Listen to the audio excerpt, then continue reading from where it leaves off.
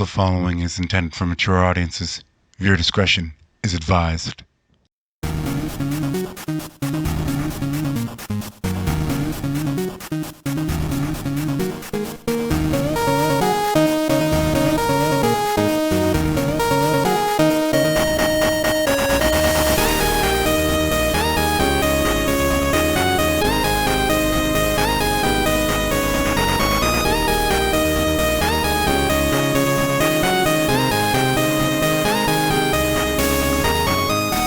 If you've seen my Venom story, then you know this origin.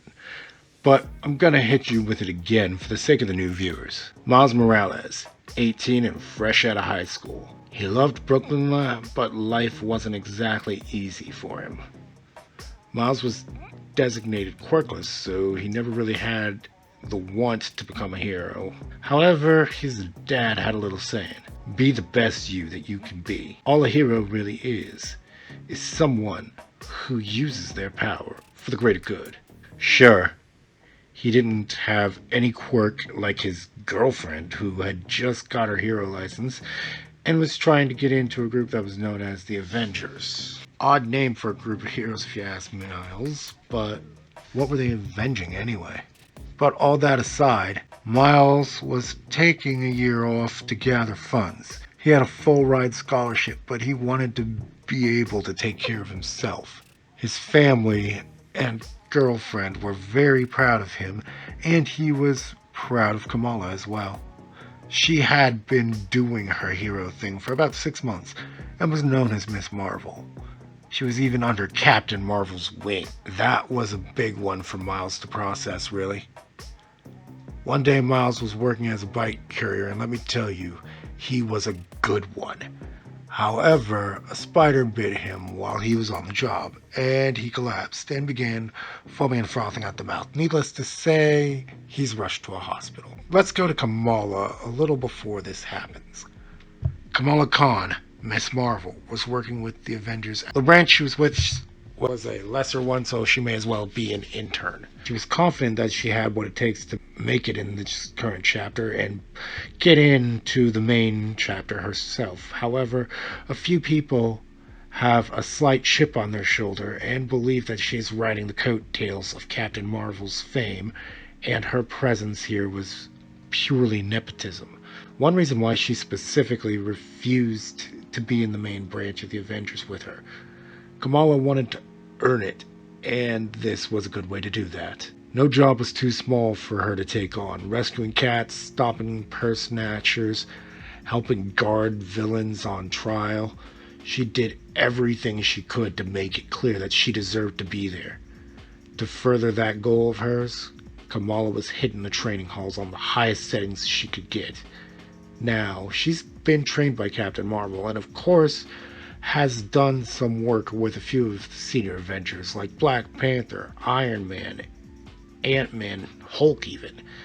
So what was available to her was an absolute joke, and she knew it. After acing the simulator again, Kamala was waiting outside Quake's office. I don't get it, Rayshawn. Why does everyone seem to think I'm some sort of joke? Kamala was holding back her tears. Patriot sighed. They don't think you're a joke, Kamala. They're just angry with you.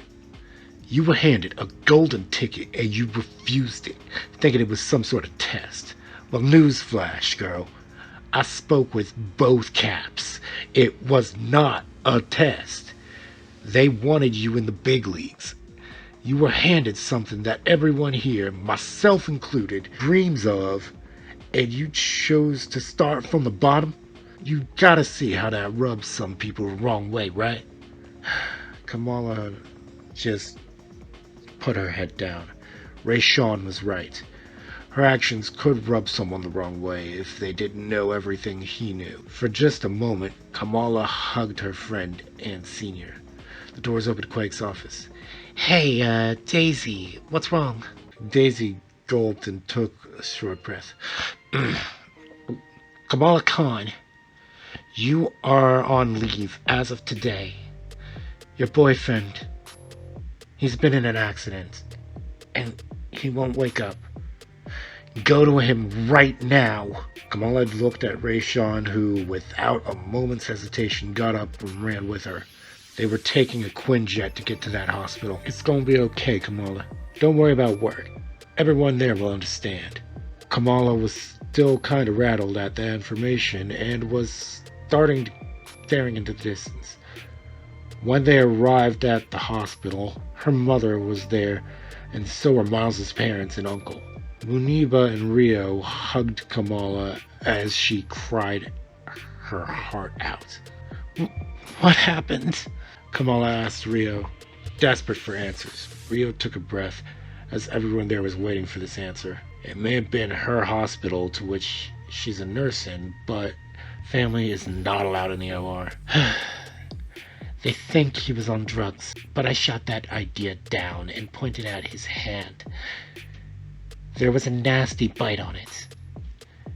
We're currently running cultures on it, but have no idea what the results could be or how long my baby will be out for. Kamala embiggened her arms and hugged everyone, and they took it in stride. Under normal circumstances, Kamala wouldn't be allowed to stay at Miles's bedside after hours, but she's a publicly known hero, and this was being flavored as an attack against her heart. Everyone that matters knows that isn't true, but it works. Time goes by, and they get the result of what bit Miles. Dios mío. By all means, he should be dead. He was bit by a wandering spider. Days later, Miles had been out for a week, but he began to stir. Kamala? Why am I in a hospital, and how long have I been out? Kamala kissed her boyfriend and hollered for everyone. It was a touching moment, and things would need to be explained. Mijo, you're up. Gracias a Dios. Rio goes on to explain to her boy that by all means he should be dead, but she's not looking a miracle in the mouth. Miles came to the conclusion that this had something to do with his recessive quirk. However, he didn't share that information. He spent enough time in a hospital, thank you very much. Unfortunately, Miles lost his job, but he had a good amount of cash saved up, so he wasn't gonna fight it. And besides, he was under doctor's orders to chill for a moment anyway. Miles was actually having lunch with Kamala and her parents when a little trouble hit. Miles felt a slight ping in his head and had no idea what it was, until the cafe they were eating in was assailed by a group of thugs. A few of them were even armed with weapons. Kamala was currently in the bathroom, and Miles dropped a quick text to her. Full disclosure here. While I'm aware that Kamala is a first-generation Pakistani American, however, I don't know which province her parents hail from, so I don't know which language they speak. So I'm just going to lump it all in and let your minds pick which one in there speaking. That text was not in English, by the way. And Miles informed Yusuf and Muneba to not speak English or speak very, very broken English if they were grabbed. The text read, "Gonna be late tonight." There's was a heart with what looked like a lightning bolt for an emoji. However, after Miles made that text, a ping came back in his head, and a gun was pointed at him. Okay, danger sense confirmed. Must be a part of his newly awakened quirk.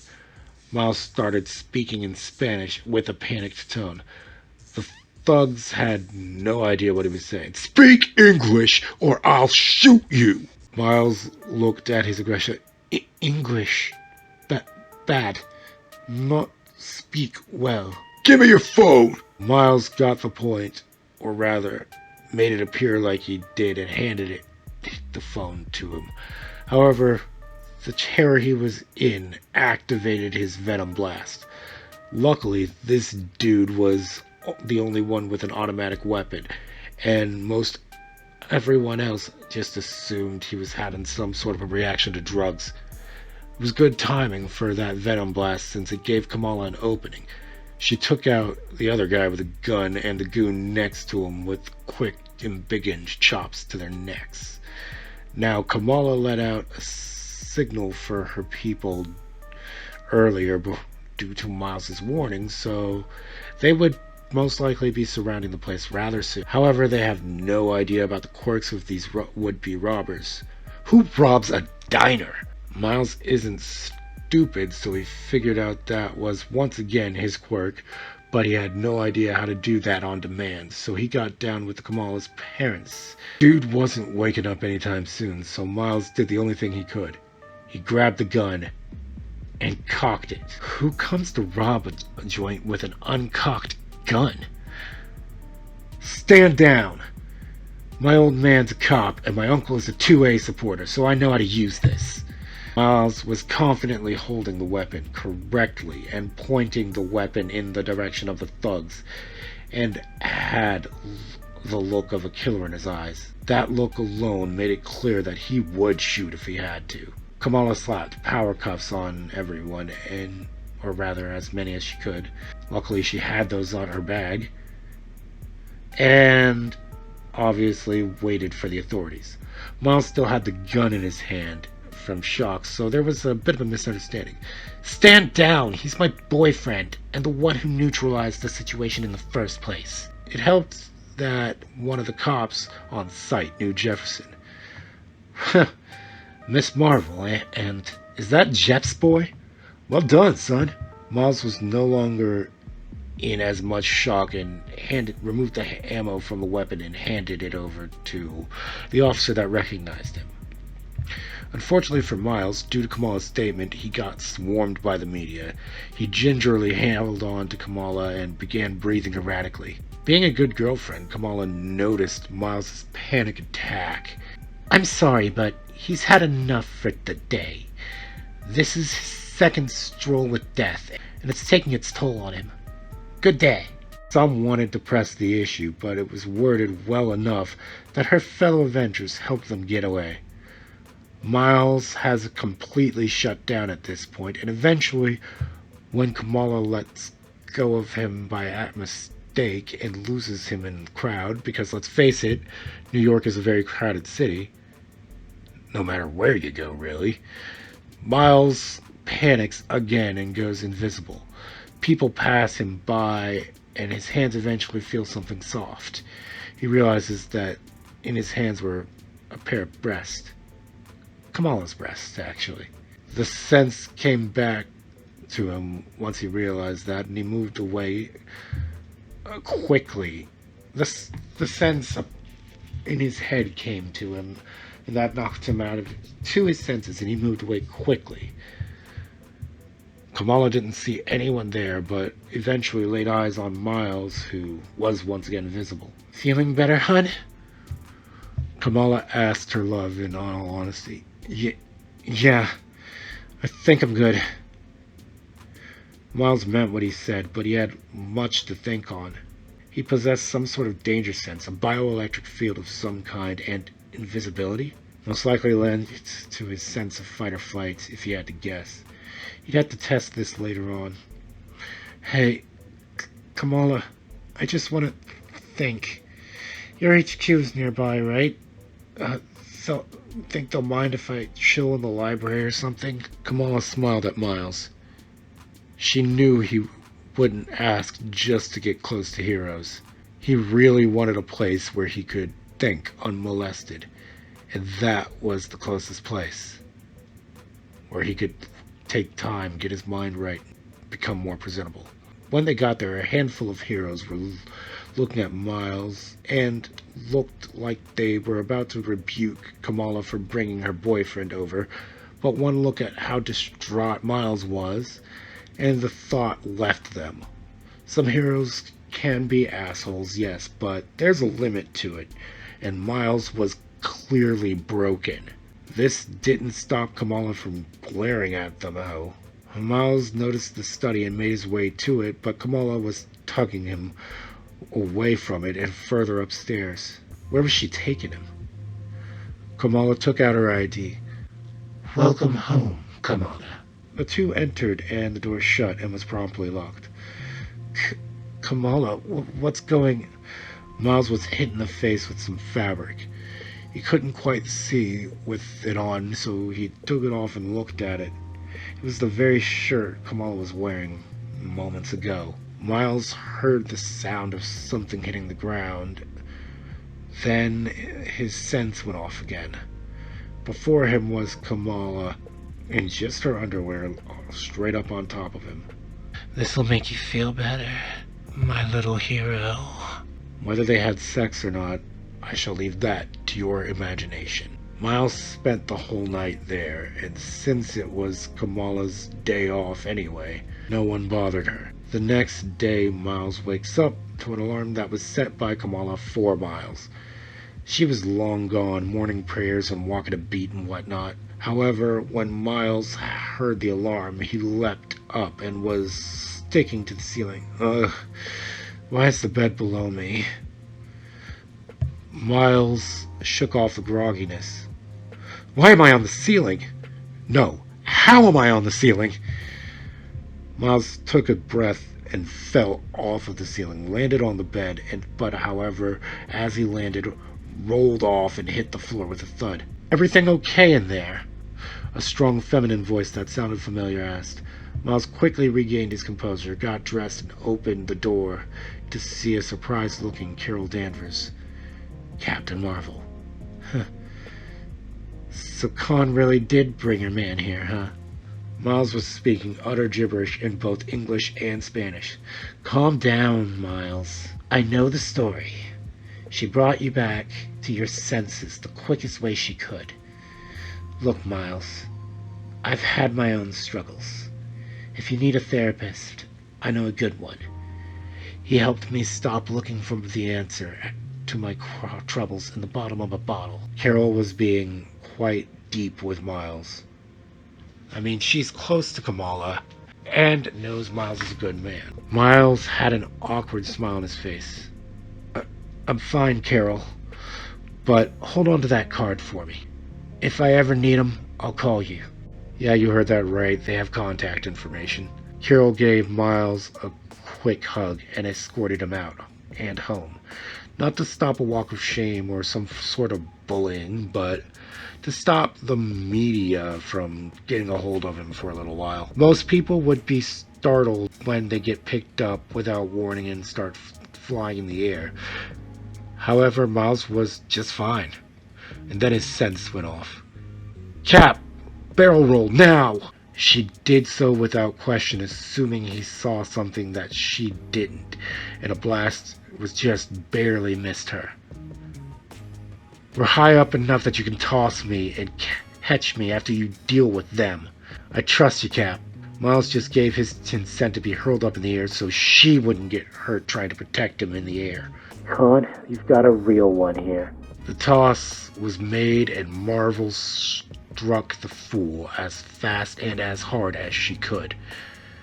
They fell to a nearby rooftop and Cap made her way to Miles and made her way back to his place. Who was it anyway?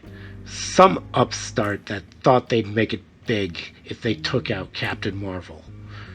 You were a good spotter, son. Also, that was rather courageous of you, but don't put too much faith in a hero. Captain Marvel flies away and Miles heads up to his room. His sense goes off again and he spots his mother sipping coffee and glaring at him. Have a good night there, mijo. Rio was pissed. Yeah.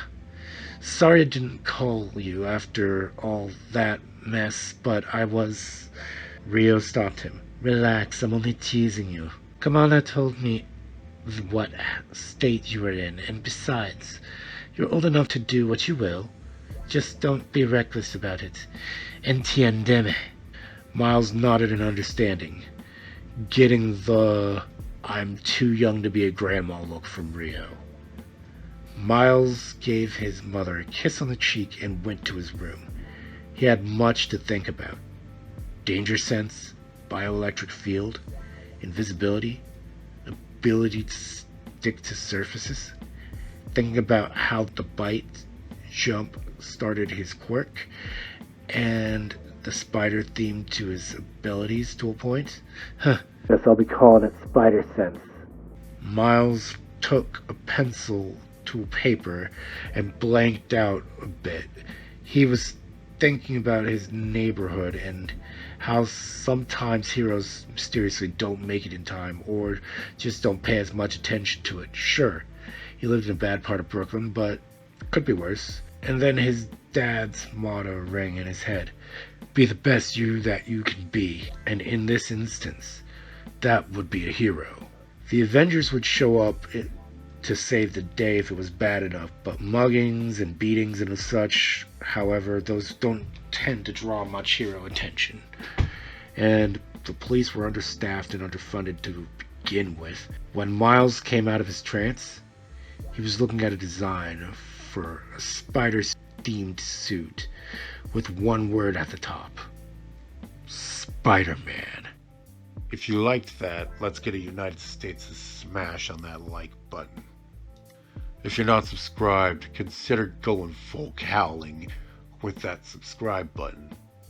And let's go plus ultra with the notifications. Ring that bell, baby. Rest easy, Deadites. And remember, the night is ours.